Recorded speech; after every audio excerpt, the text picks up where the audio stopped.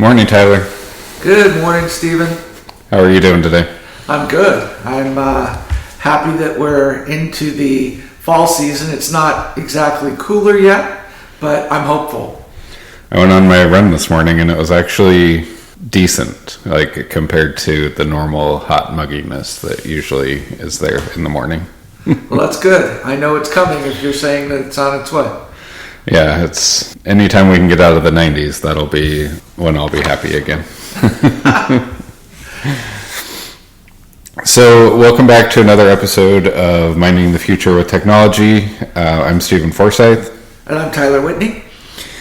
Last time we talked about attention disorders and ADHD.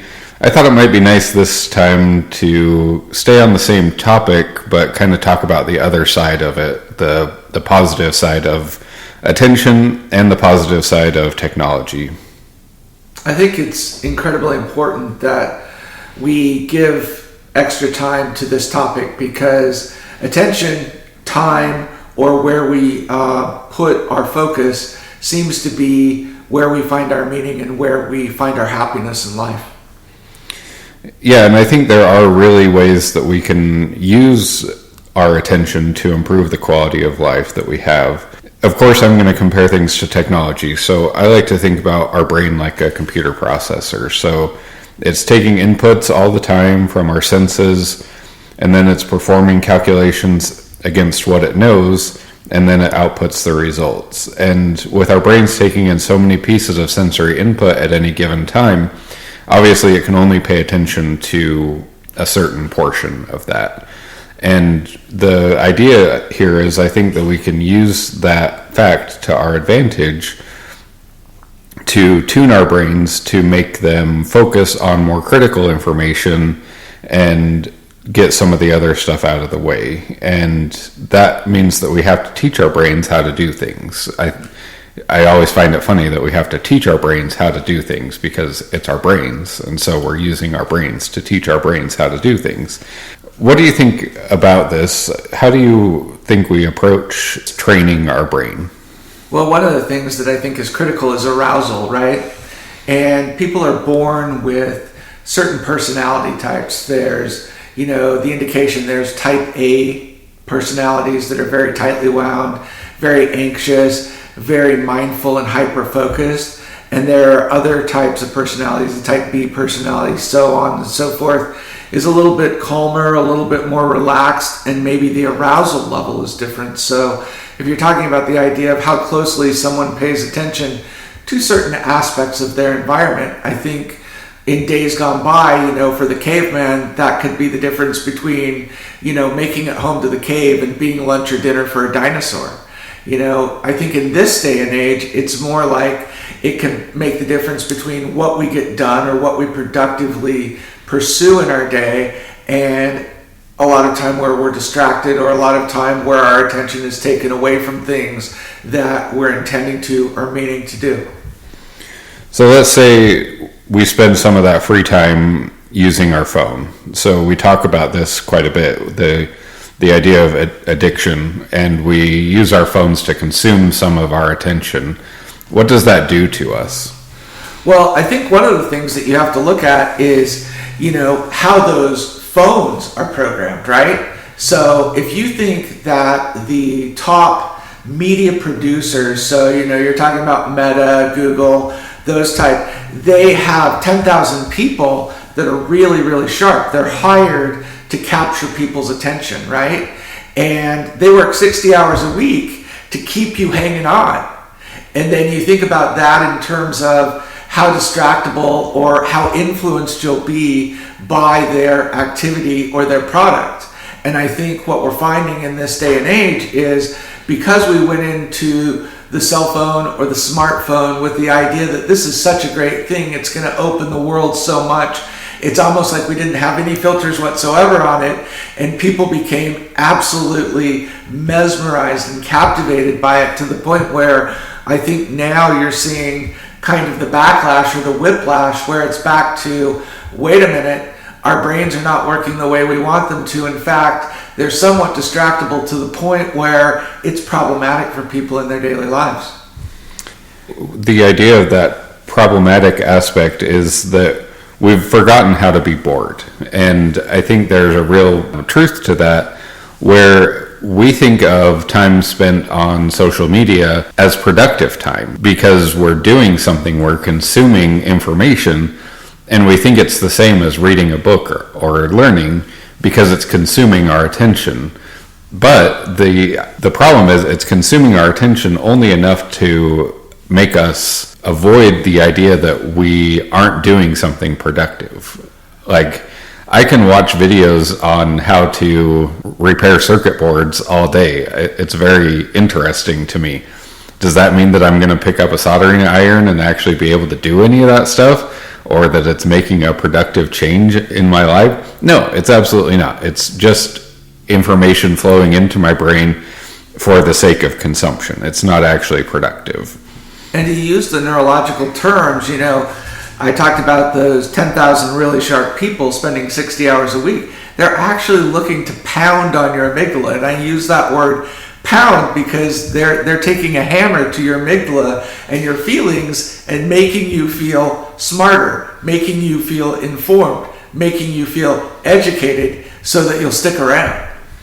So what's the advantage of boredom? We think about boredom as a negative term, and my kids, of course, say it all the time. I'm bored, Dad, come on. And I don't think they understand what boredom is actually like, because they didn't sit in a car with literally nothing to do. We did not have tablets. We did not have personal gaming systems. We didn't have anything. And so when we sat in the back of the car, it was literally just sitting in the back of a car. Not only sitting in the back of the car, but if you had a station wagon, sitting backwards in the back of the car while you're moving at a high rate of speed down the road, right? I mean, what does that do to you? But you also had your mother, that when you told her you were bored, she said, well, if you're bored, you're a boring person, which indicates it's your fault and you need to do something to stop your boredom. And that was the thing. So my solution to that was, I had two siblings. We were in a little hatchback. We didn't even have the station wagon. So I had to sit on the hump in the middle where the transaxle came through the middle of the car. And that meant that I was in the least comfortable seat in the car. But I had the best view because I was able to see out the windshield. So I spent my board time with a little flip notebook writing down every license plate of every car that we passed the entire road trip. And I was at my mom's house a couple of years ago, and I actually saw those notebooks, and the license plates are still written down. I don't know what use that has in terms of, like, I'm not a flock camera, so I can't actually track what... But you could be a researcher, right? Because right. You're collecting data. And that was the early signs of data collection and your data thinking brain, Stephen. Yeah, absolutely. So that was my cure for boredom. What's happened to that now? What do we do now when we try to cure boredom? I think we panic. I think most people, when they are not anxiously engaged, and when I use the word anxiously, I'm talking about the psychiatric term anxiously, right? You have most people that when they're not doing something, seeing something, engaged in something, they feel really uncomfortable, really out of place. I use the idea of a crowded doctor's office where you're going to spend time waiting, right? And maybe all of the magazines are old, or maybe there aren't even any magazines. And because you're in a hospital or because you're in a facility that doesn't have Wi-Fi accessibility, your phone's not working, you stand there, you sit there and you're looking around, and seeing the other people makes you very, very anxious. Are they going to engage me? Are they sick? Are they going to get me sick? What's going to happen? All of those things about this environment that when you have your phone, when you have your electronic device, your attention is satiated. Speaking as someone who has an anxious mind in general, my mind always goes to the negative. Like, I don't sit there in the doctor's office and dwell on all the positive thoughts, like what a beautiful day of weather we're having. I always turn straight to the negative, and I think that's just a normal characteristic of an anxious mind, is that we always look for the threats, look for the supposed danger, when really in a doctor's office the danger lies beyond the waiting room, not in the waiting room. If you think about, just that scenario in general, before the internet, before cell phones, people would say hello to one another. People would talk to one another. I very rarely go into a situation that's that formal, a doctor's office, a courthouse, a post office, and people, unless they're programmed, like maybe the people working there, have you noticed when you go into a convenience store, they now say welcome in? And it sounds like some kind of computer prompt as opposed to, hey, I'm really glad to see you. Hey, what's going on? That's what it used to be like. I compare it to the robot vacuum because, they all have the robot mops at the convenience stores now too. And it's just another version of, I'm cleaning the floor. Thank you for visiting. And it's just the same thing where they're trying to consume some of our attention and idea that they're actually paying attention, but I really doubt that they are. So what do we do about this? We have this world now where we've used phones to replace that boredom. And now we don't have a way to just talk to people. So what do we do about this on an individual level in a way that can actually impact this problem? Well, I think when you're talking about there being a problem, people think that the answer to that is to fix it. I think one of the things that we need to think about in terms of well-being is we're not trying to fix anything, but we are trying to create a habit that's a little bit different. And there's a myth that a habit takes 21 days to form. It actually takes about 3 times that, about 66 days. So the idea is we want to, and most people will say, I'm drawn to my phone if they don't want to negatively speak about themselves and say, yeah, I'm addicted to my phone, right? A lot of times it's as simple as saying, I will set times during the day where I absolutely won't engage my phone. I leave it in the car, I leave it in the office, whatever the case may be, and that way I don't have access to it. And by setting a low bar, you're enacting something that's going to create a habit. It's not a matter of, okay, if I tell you to not think about a blue horse with a pink mane, you absolutely cannot think about a blue horse with a pink mane. The first thing that your mind starts to do is starts to create that picture for you. And so to say that this is a problem and to put your mind on high alert for danger is not necessarily the process that we want to take. We want to take a process of what can we do comfortably that will turn our behavior into something that is less connected to our phone, less connected to distractibility, less connected to the weaponized world that we live in. Yeah, I agree. I think it's all about being intentional with what we want and focusing on the outcome. So if we think about a time like dinner time, so that's one of our times as a family that we don't have phones out. That means that not only are we distraction free, we're engaging with each other in an intentional way. And I think that's really the key, because what I found is that if you're not intentional about those things, like especially with kids, that's all going to fall apart naturally. You're not going to accidentally create a bond with your kid. You have to have an intent to it. And I think the same is true about this idea of overcoming a phone addiction, is not that we just restrict ourselves, it's that we are intentional about what our goal is. And if our goal is to decrease our dependency on the phone and increase our attention, then we have to make that goal and then be intentional about it. Ironically, I've heard other podcasters talk about the idea that they will do things that are interesting to them. It used to be thought that TV was a really bad thing, that the more TV you watched, the more brain rot that would occur and those kind of things. I've actually heard podcasters say that they are watching more television because there's a broader menu available with all the streaming services, and it requires them to attend. So if they put their phone down to watch TV, it might sound like trading out one type of a media stream for another type of a media stream. But if you think about it, the phone algorithm is so much more intense. It's so much more condensed. And the TV algorithm requires a longer amount of sustained attention.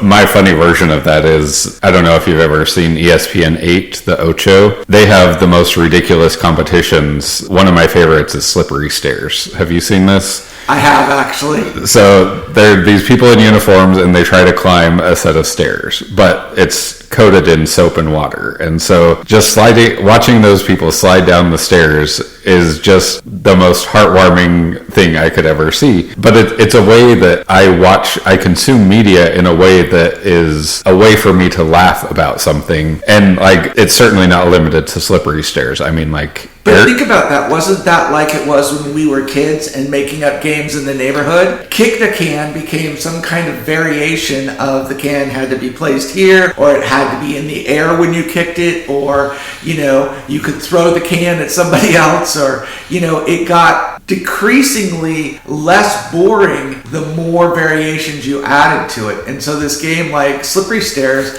is simply the idea that running up the stairs is hard, running up wet soapy stairs is even harder. Then it's going to be, can we freeze them, all those types of things. For us consuming it, I mean, I was going to mention some of the others, like the air guitar competition, like that was solid. Well, the video games, right? Yeah. Video games like Rockstar and what was the band one where you garage band or whatever it was, where basically, you were learning to play all these songs basically by doing finger formations, right? Where you actually weren't strumming and doing both. And people literally got to the point where they believed they were good as musicians because they were good at these games. And I think that's another thing where technology really has actually done something for these disorders and for these challenges. Things like the Nintendo Switch. So Xbox and PlayStation both got rid of cooperative local play years ago, but Nintendo, that has been one of its mainstays, is that you should be able to set 4, 5, 6 people down in a room and play in front of the same TV, playing the same game cooperatively. And that's one of my favorite features and something we love to do as a family, not all the time, but once a week or every couple of weeks, is sit down and play around a Super Smash Brothers against each other. And I don't think it started that way, because if you remember, before there was even Atari and Pong, right, there was Mattel and Coleco, where you took your turn and you handed the instrument to the other person to take their turn, and it was back and forth that way. So I think ultimately we took something that was really, really good and was engaging people, and we made it so that it was withdrawn and isolated and singular or solo. I just love the idea that they've found ways to make it cooperative again. Right? So now you have the movement sensors and you have the VR stuff, right? And you have this stuff, and everybody's really mad because you can't feel it on your body. I mean, they can make it heavier, they can make it shake, they can make it do all these things, but ultimately people are saying, well, can't we just make it feel like real life? And that's kind of scary to me, but I guess AI is still evolving. I hate to think that we're headed for a Ready Player One type scenario. That movie was weird enough as it was. It was. So we have these things that connect us versus things that disconnect us. And I think that's another factor, is that connection is worth our attention. It's worth our time. And making a connection with another human being that's in the same room as you, I think matters. And I think that's part of the problem with internet-based social communities, is that you may feel a semblance of connection to somebody, but it's not real connection. And you may have the same belief or the same opinion or the same hobby, but it's not the same as actually being in the room and having a real interaction with someone. And I think the internet is just a false version of that human connection that we all look for continuously. We just don't get it in the authentic way, in the real way, through the internet. Well, it's like relationship light, right? Because you have microtransactions, which are supposed to mirror transaction for currency, right? You have micro interactions where you know a little bit about your guests, like maybe people know a little bit about you and I, but they don't necessarily know us like the people know us in person, right? And so you get this sense that I'm somehow loosely connected, and that kind of becomes the norm, right? Because if you're exposed to something, the exposure creates a semblance of normalcy within you, and you become comfortable with that. But as you become less exposed to something, you also become less comfortable with that exposure. I think that's the key, is that we need to change our ability to have these things in our lives. So it gives us a way to be present without having to have a substitute, I guess, for those things. When you think about mindfulness, right, you think about the idea of actually having your mind clear of any type of distraction. And a lot of times when you're starting in mindfulness exercises, it starts with physiological sensations, whether it's sight or smell or things that you can hear or things that you can touch, and asking you to become really, really aware of those aspects of your body, right? I think that humanization of attention is a way in which we can allow ourselves to become comfortable with our minds again, make friends with our minds again, so to speak, as opposed to seeing them as something that we have to manage or that we have to control. Yeah, and I think one of the real challenges is that a lot of times we see our minds as the enemy. So I went through some fairly intensive therapy for some time, and one of the recommendations from my therapist was that I engage in a mindfulness practice. And that, for me, that consisted mostly of meditation in the form of using meditation apps. So there's an app I use called Insight Timer that has guided meditations, and I'm not necessarily, certainly not a sponsor, but it has these guided meditations that take you through that process of reconnecting with your mind and your body. And it changed something for me. It really did literally rewire my brain to help me understand better what's going on in my head. And like I said earlier, to be more intentional about what I do with the things in my mind. So one of the ideas is that every interaction, every sensory input that we get has to be processed by our brain, and it has to be filed away somewhere. And the challenge is that if we don't have a place to file whatever just happened to us, then it just gets kind of scattered in our brain. And that means without somewhere to sit, that thought or that idea just sits out and is free to interfere with other thoughts as they come into our head. And mindfulness is a way of training our brain to create a place for those things, to give us kind of like a container storage array, to give us a place to put those thoughts and allow us to not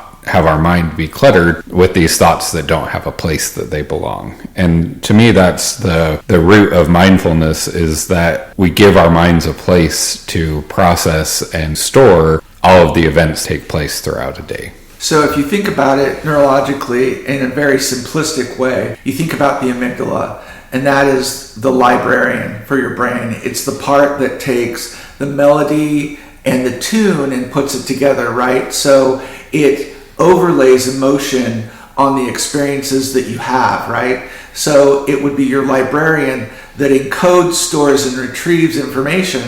And if that librarian gets scattered, or if that librarian poorly encodes, or doesn't know where they put the information, or doesn't know where they retrieve the information, all of those things lead to that scatteredness that you talked about in terms of being distracted and in terms of intrusive thoughts and those kind of things. So giving ourselves the opportunity to have some downtime or to be comfortable in being clear and non-distracted for no purpose whatsoever other than to be clear and not distracted is a really positive thing for your amygdala. So what does that do long term? So short term, we can see the obvious effects like the confusion, but long term, what does that do to our quality of life if our amygdala isn't properly processing and storing that information? Well, let's think about it, right? Because initially, when you come into the working years of your life, you're hitting the ground running, you've been given education, you have goals, you have direction, those kind of things. And people will tell you that when they first start to work, it's the most thrilling, the most stimulating, the most energizing thing that they can possibly do.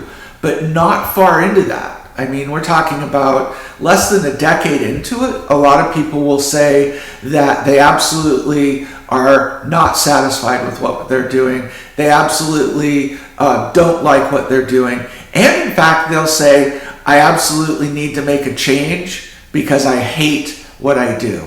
How do you go in less than 10 years of something that was very good, very positive, very rewarding, to something that you don't want to do at all? And my response to that is, you have that period of time where you're very, very excited about doing an activity or a task, And if you don't allow your brain or you don't allow your body the time to balance, then your body will do it until it can't do it anymore. And at that point, it feels bad to your body. So the idea is, without balance, without other things in your life, and we're not talking about adding other things, we're just talking about doing a balanced number of things so that everything isn't all or nothing, right? For me, that balance has to be part of your work having some meaning outside of just producing whatever it is. So when I say that, I mean, like, if you work at a building that manufactures medical supplies, that could be frustrating, I imagine, on some level, because all you're doing is taking in raw materials and producing something and then shipping it. And that could disconnect you from what your actual missions. And maybe, I don't know, in this case, like taking a tour of a hospital and seeing those supplies being used to help a patient and to save them from, you know, a life-threatening emergency would help you reconnect and kind of bridge that gap between what you're doing and what meaning it actually has in the real world.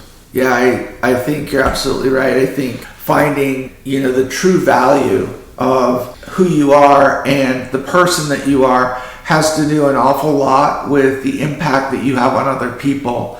So what you give to other people, how you serve other people, how other people are positively impacted by you, certainly has bearing on the type of peace and calmness and satisfaction that you have in your mind. And I think that varies widely with the type of career that, I mean, some careers it's pretty easy to make that connection. Others, I think it's more difficult.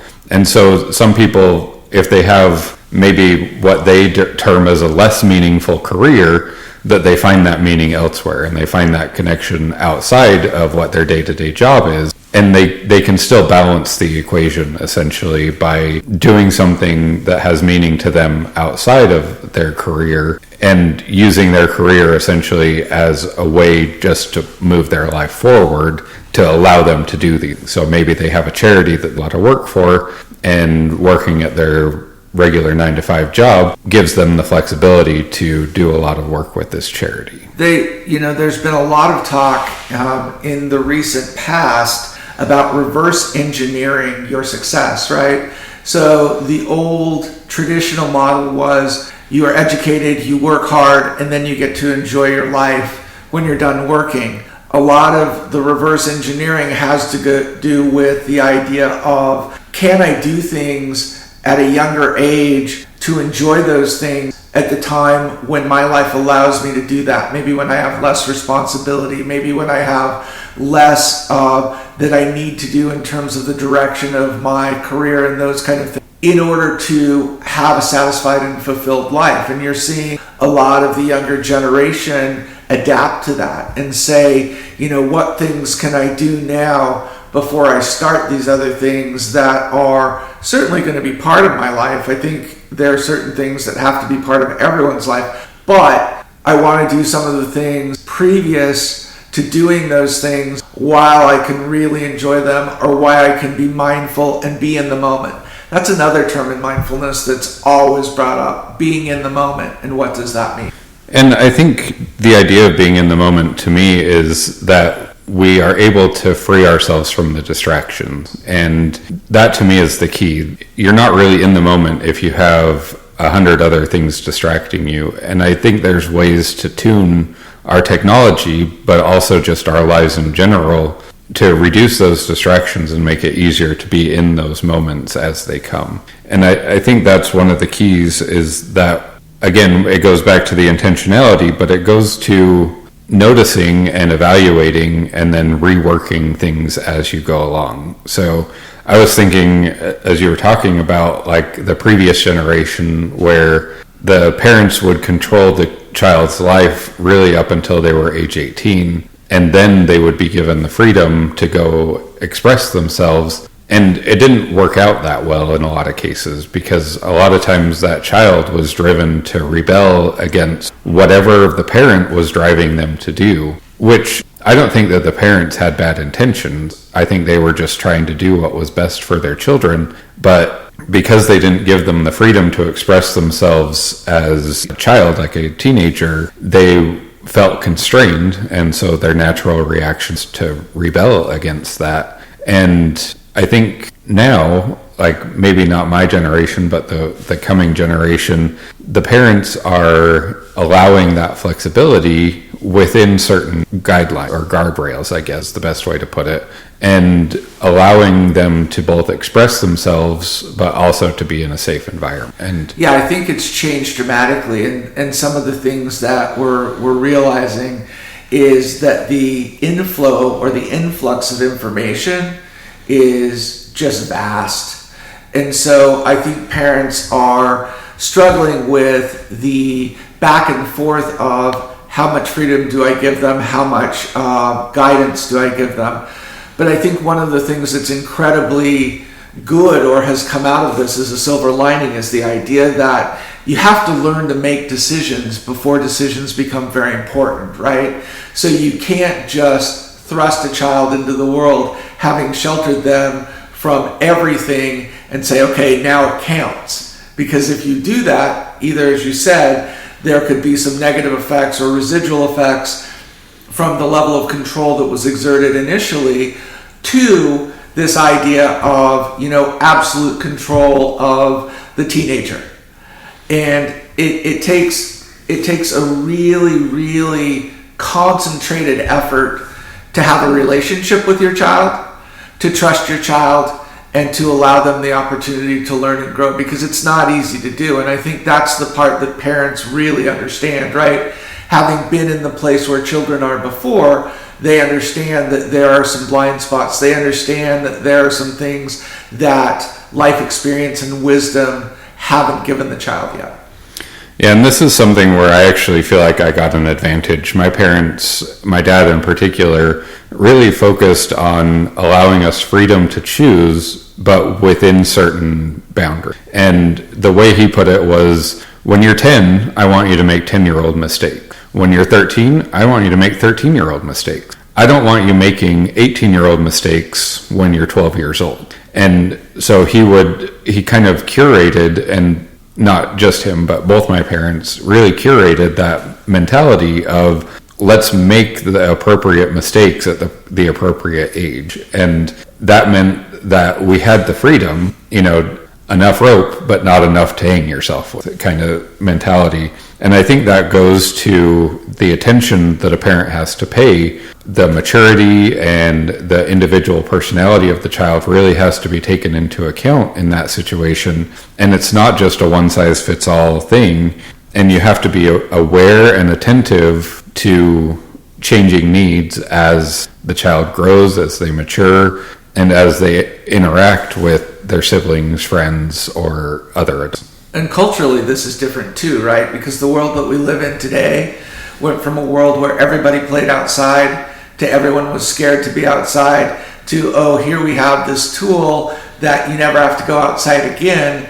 And so there's some pushback from the laws that we have, from different service agencies that serve our children and try to help families protect their children, to cultural differences, which is, children always need to be observed, or children always need to be minded, or children always need to be in the control of their parents. That seems to be the message of the more modern world, which is much different than in generations gone past.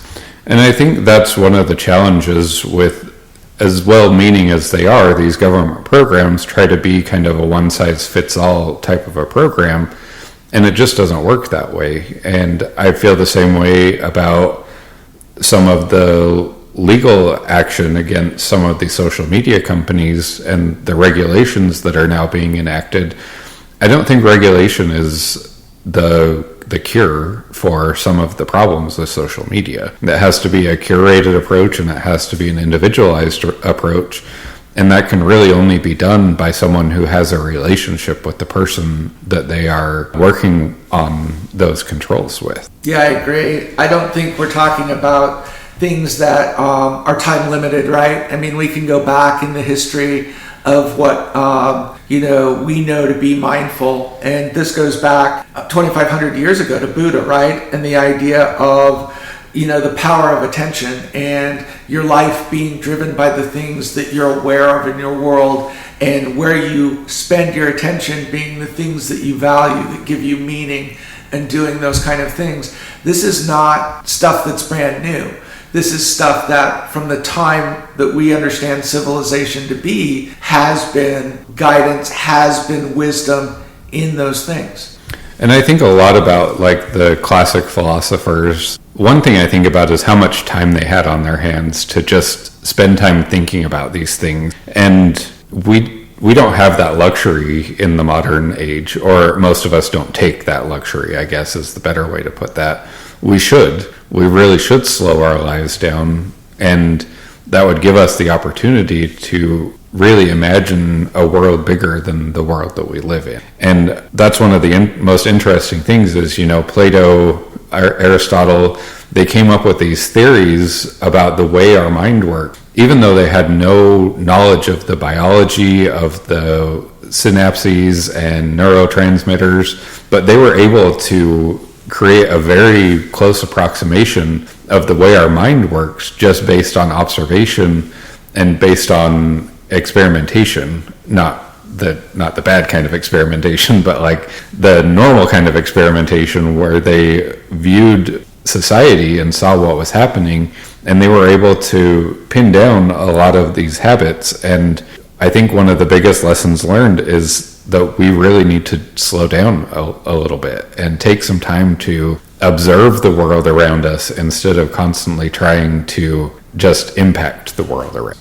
Attention is a component of, where you get your meaning. And as you said, slowing things down, giving your mind the opportunity to be free of thought is, in essence, the quintessential or the cliche saying, I think, therefore I am. You don't know if you're thinking if you never stop thinking. And I think that's the key, is that we can't just let our mind go wherever it goes naturally, because like we talked about earlier, it's naturally going to tend to go to a fairly dark place, and it's naturally not going to stick to a predefined path and to a path that actually leads to a better life for you, the body that has the mind inside it.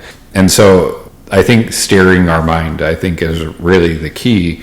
And that means, again, being intentional, but also taking steps and evaluating those steps and saying what worked well today, getting to the end of your day, your week, your month, and saying, what things did I do that actually improved my quality of life? And how could I even use technology to my advantage to improve my quality of life? And I think, the mindfulness meditation apps, there's apps out there, Calm app, I haven't used that one necessarily, but it's the same idea of slowing our mind down, giving our minds time to relax and reorganize themselves, and to take intentional steps towards becoming a more mindful person. Creating flow and wonder and awe. Flow being, the way that your body is set going into a circumstance or a situation. Wonder being when you are surprised by the outcome just because it was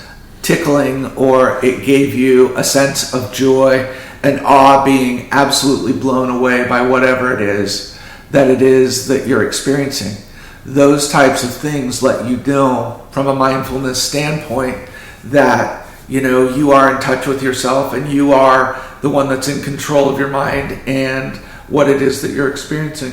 Absolutely. And another thing that my therapist talked to me about often was observation without judgment. And I think this was a key part of my mindfulness journey, was when I had a hard day, when I wasn't focused, when I wasn't doing what I should be, rather than judging myself and saying, oh, what a terrible person I am, I would just observe that I had a poorer outcome when I wasn't doing the mindful techniques that I knew I should be doing. And rather than saying, oh, that means I'm a terrible person, it was just an observation, and it gave me the ability to adjust those things and to improve rather than to just pile on to my own mental struggles. It's interesting that your mind responds well to hard and fast deadlines. We think of deadlines as stressful, right? But it's really, really interesting that people can find balance in meeting deadlines. And if those deadlines are outside of yourself, so for instance, if you're working for a company and the company says, you're done working, we're not going to pay you for any more, go home and have dinner with your kids, to your mind that says, my job is done. But there are jobs and there are tasks and there are hobbies in the world that can never possibly be done. And that can be just as harmful to your mind as having the stress of a deadline. And I think that's a key, is separating that deadline mentality from things that are open-ended. And I think giving ourselves a deadline for certain things is a great way to get things accomplished. But I also think we balance that with the idea that we're just going to let this task take as long as it takes. And so for me, I had this deadline in my mind that I wanted to be through therapy and all better by X date. That date passed 3 years ago, I think, and I'm still in therapy. And so obviously I certainly didn't accomplish what I thought was going to be my goal, because it just takes longer to get to the goal that we want to accomplish sometimes. And I think sometimes we have to give ourselves a break and let that lapse a little bit and balance out the idea of, well, this is the end of a task and the beginning of a new task, and give ourselves a little bit of a break when we don't necessarily get things done exactly when we want to. 100%. I agree. So I had a couple thoughts just at the end of ways that we could actually use technology. And I think one of the keys to me is using the tools that we already have. So every device out there, whether Android, iOS, tablet, phone, computer, has the ability to limit time on certain apps. And I think that's a key. I do wish that conversely, that certain apps had a minimum amount of time that you had to spend in. So for me, that would be like the Economist app. That's how I get my news on a day-to-day basis, because frankly, I can't stand some of US-based entities that produce our news. So The Economist is based in the UK. And what I wish is that there was a timer that said, hey, you haven't done your 20 minutes or whatever in the Economist app yet today. Before you get games, you need to spend your 20 minutes in the Economist app, getting your news and getting educated on what's going on in the world. But regardless, we have the ability to use those tools to limit our time in certain apps. And I think that those free time apps are actually useful. I think we do need some leisure time, and we just need to balance that and know when we should be using those apps and for how long we should be using them in a given. And I think that's one of the keys, is that if we create those limits, that means we have to enforce it on ourselves, and we have to be honest with ourselves about sticking to those guidelines, because of course we can change those timers whenever we want to, but we need to be accountable to ourselves about how we're Absolutely.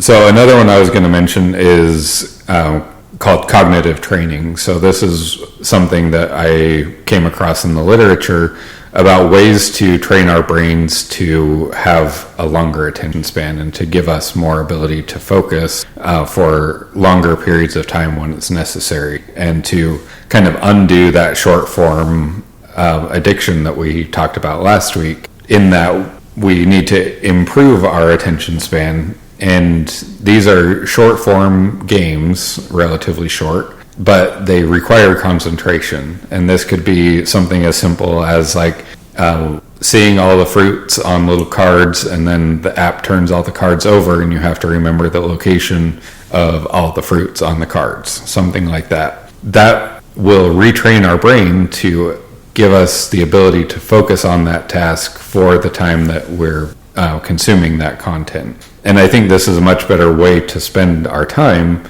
than just simply scrolling. Using your visual sensation, of course. Yeah. The other one I was going to mention is this is something I learned in an executive training meeting. It's called the Pomodoro technique, and this consists of 30-minute blocks of time, and there's a little variation. The one I subscribed to was you spend 5 minutes at the top of that 30 minutes organizing your work, then you spend 20 minutes accomplishing work, and for that 20 minutes you only focus on that single task, and that prevents that kind of task switching that we talked about last time. And then you spend the 5 minutes at the end, you have a timer that goes off, and even if you're not done with the task, you just stop and rest for 5 minutes and reset. Go get a drink of water, take a lap around the office, whatever it is, and you just reset. And mentally what that does is it releases that stress hormone and gives us the ability to then dive back in and refocus again on that same task. That, to me, that's not necessarily a technology other than just a timer app. It's fairly simple, but it gives us the ability to refocus,